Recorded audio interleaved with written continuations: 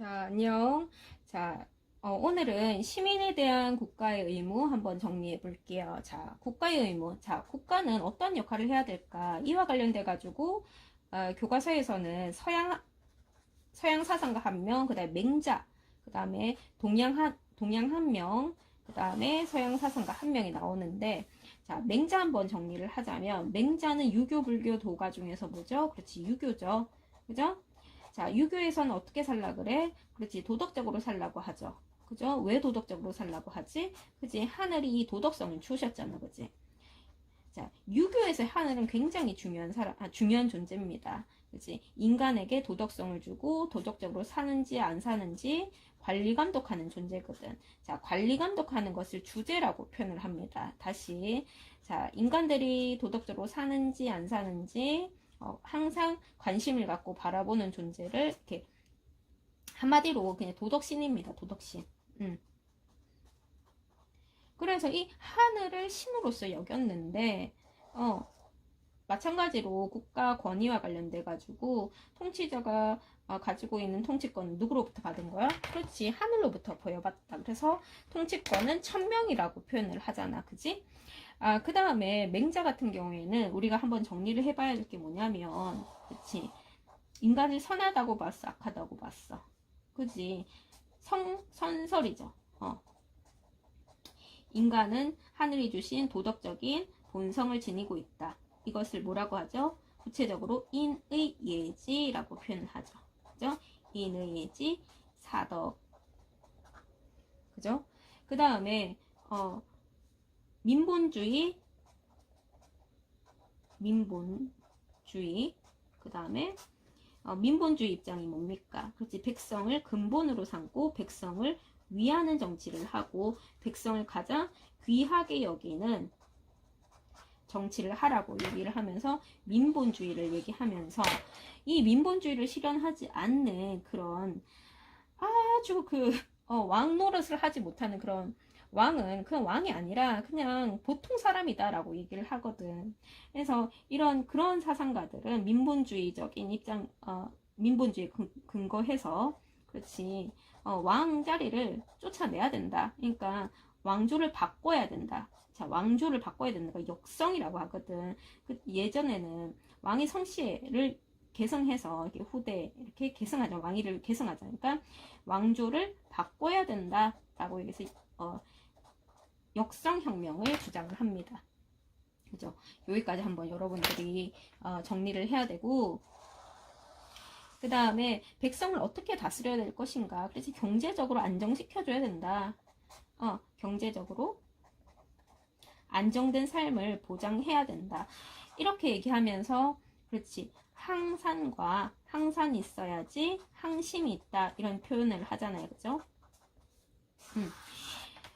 일반 백성의 경우에는 이 항산이 뭡니까? 일정한 생업을 뜻하죠. 항상 일정한 재산. 항상 일정한 재산이 있어야지 일정한 마음. 일정한 마음은 뭐죠? 변치 않는 마음. 변치 않는 마음이 뭐지? 그렇지, 도덕심을 뜻하죠. 도덕심. 한마디로 경제적으로 안정을 시켜줘야지 일반 백성들은 도덕적으로 행동한다. 그러니까 백성들의 경제적인 안정, 이게 요즘에 복지사회의 의미와 이렇게 의미가 이렇게 연결이 되잖아요. 그죠? 그 다음에 우리가 조금 더 나아가자면 기본적인 생활 수준을 보장해야 된다. 일반 백성들일 경우에는 항산이 있어야지 항심이 보장된다. 이렇게 얘기를 하잖아요. 그죠? 근데 요거 같은 경우에 일반 백성, 대부분의 그런 일반 백성의 경우에는 항산이 있어야지 항심이 있다라고 표현을 하는데, 비교가 되는 것이 이제 도덕적 인격자를 선비라고 얘기를 하는데, 선비는 그렇지, 항산이 있든지 없든지 간에, 그렇지, 항산이 있든지 없든지 간에 무엇을 유지할 수 있다? 그렇지, 항심을 유지할 수 있다 라고 표현을 합니다. 항산이 없어도 항심이 유지되는 존재는 뭐야? 선비다. 이런 점까지도 여러분들 한번 정리를 하면 괜찮고, 그 다음에 서양의 로크. 자, 로크의 출신이 그 영국입니다. 영국의 17, 18세기에 등장한 사람인데, 굉장히 뜨거웠던 시절이죠. 그죠? 로크가 무슨 시민혁명, 이때 당시 영국의 그런 시대적인 상황이 그 시민혁명이 일어났던 상황이잖아. 시민혁명이 일어나게 된 결정적인 영향을 준 사상적인 배경이 바로 사회계약론인데,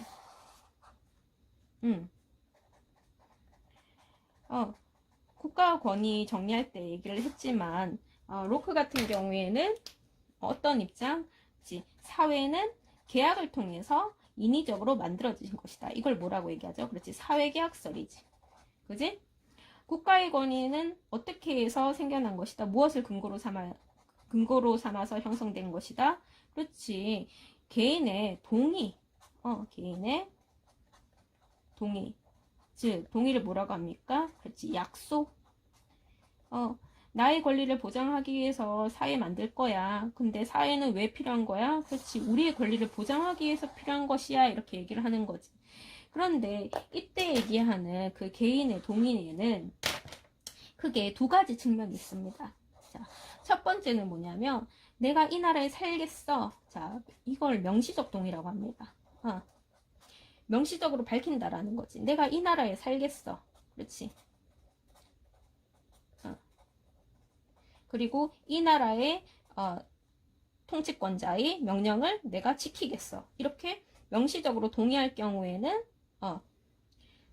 동의하는 그런 동의할 때의 이것을 명시적 동의라고 합니다. 명시적 동의.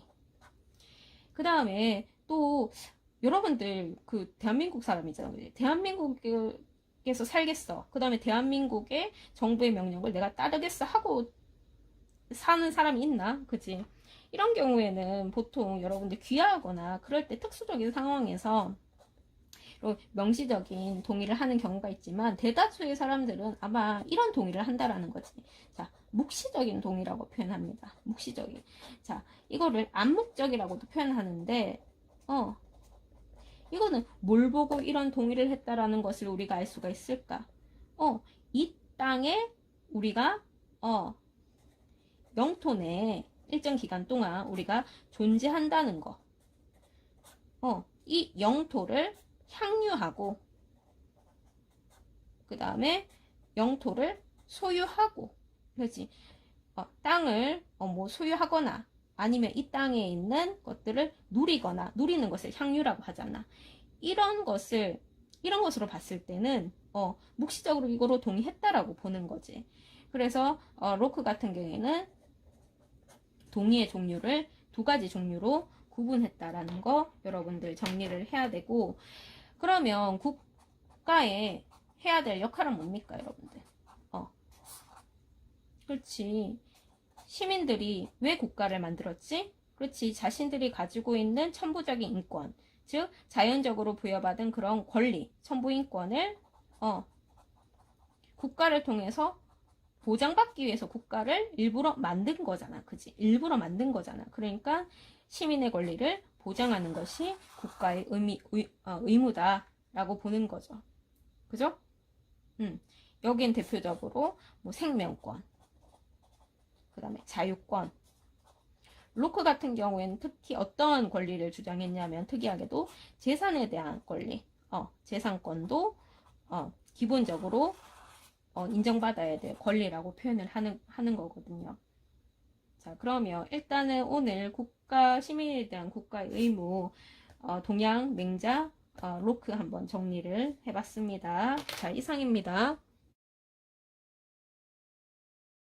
여러분들, 먼저 기억을 해야 될 게 뭐냐면, 국가가 어떻게 생겨나게 됐을까? 자, 시민들의 계약을 통해서 국가가 형성이 되었다. 사회는 시민들의 계약을 통해서 형성되었다. 다섯 글자로 뭡니까, 여러분들? 그치? 사회계약설이죠. 사회계약설. 그러면 사회가 등장하기 전에 인간이 있었을까, 없었을까? 그러한 사회가 등장하기 이전의 상태를 뭐라고 합니까? 자연 상태라고 얘기를 하죠.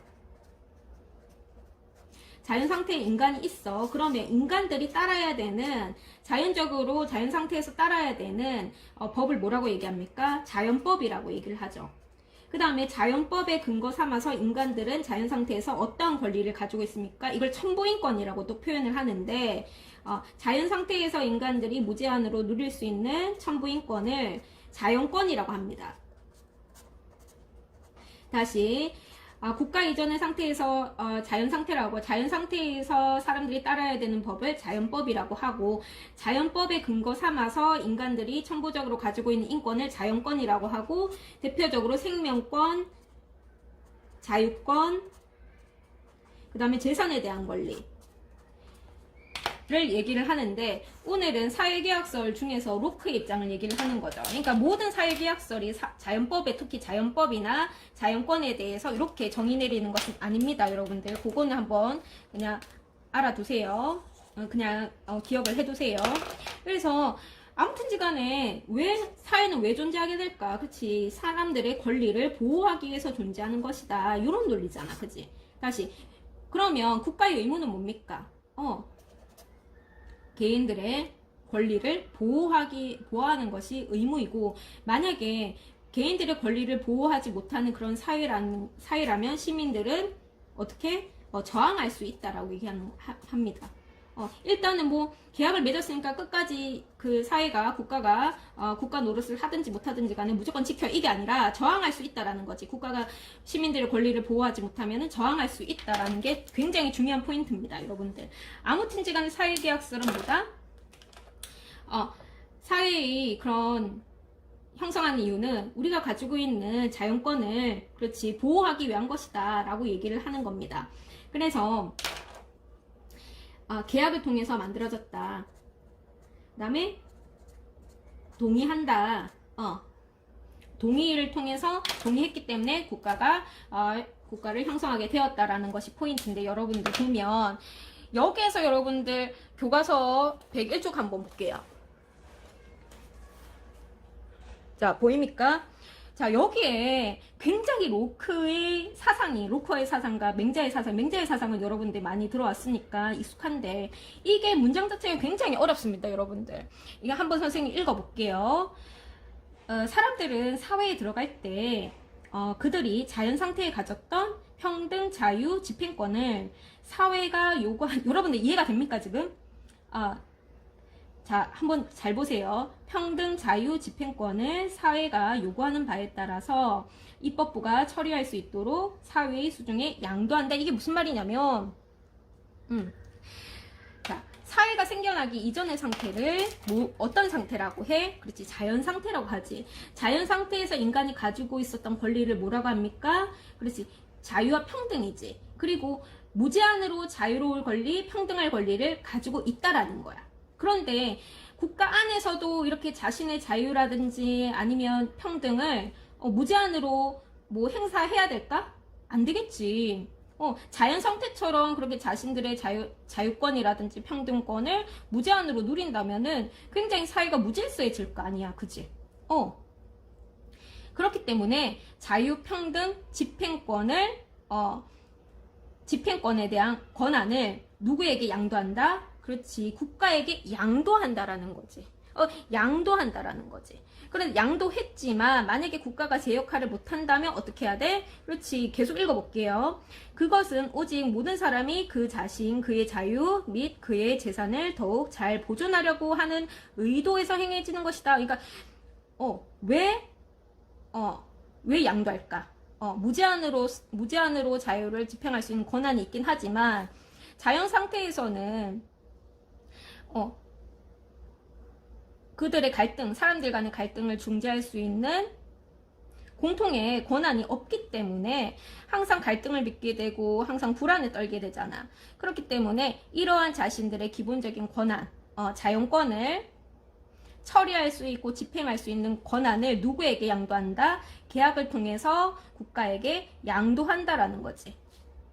그래서 국가 안에서 자신들의 권리를 보호받기를 원하는 거죠. 그런데 이때 자신들의 자연권을 국가 안에서는 무제한으로 집행할 권리가 있을까 없을까? 아니지. 집행할 권리는 누구에게 넘겨준다라는 거야. 그렇지. 입법부, 그 다음에 행정부가 명령한 대로, 그렇지, 따른다라는 것을 계약을 통해서 얘기를 한다라는 거지. 그래서 국가에서는 자신의 자유를 무제한으로 누릴 수 있는 권리를 누구한테 넘겨준다라는 거야. 즉 국가에게 넘겨주고, 국가는 법에 의거해서 자유는 이거고, 그 다음에 자유라는 것은 이런 거고, 평등이라는 것은 이런 거고, 시민들이 누릴 수 있는 자유에는 이런 것들이 있고, 그 안에서 자유를 누려야 된다. 이렇게 명시를 하고, 국가의 명령에 의거해서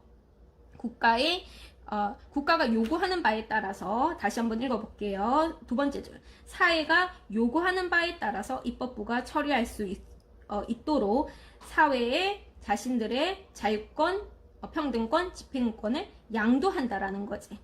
그죠? 왜 양도할까? 그렇지. 그것은 오직 모든 사람이 그의 자유, 그 다음에 그의 재산을 더욱더 잘 보존하려고 하는 의도에서 행해지는 것이다 라는 것이 이 의미입니다, 여러분들.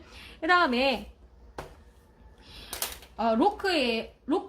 로크가 얘기하는 그 동의의 개념에는 두 가지 의미가 있는데, 첫 번째는 명시적 동의와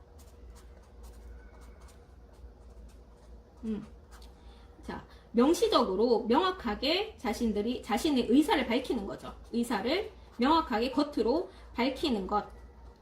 어떤 의사죠? 국가의 명령을 준수하겠다. 준수할 것이다. 라는 동의를 했으니까 국가의 권한이 생긴다라는 거. 그게 명시적 동의고, 그 다음에 두 번째의 동의는 뭐냐면, 묵시적인 동의다.